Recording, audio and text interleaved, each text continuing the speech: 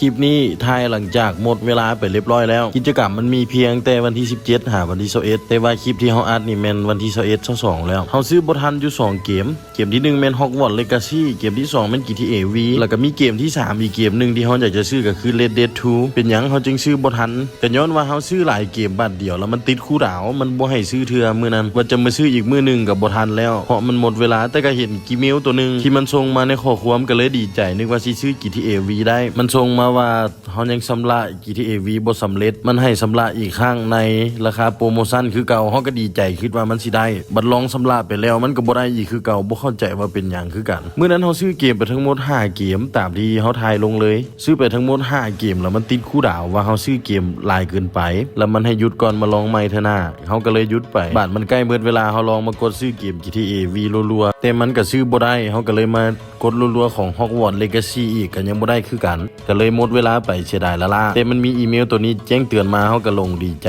คิดว่ามันสิซื้อได้แต่มันก็ซื้อบ่ได้คือเก่าเสียดายไปอีก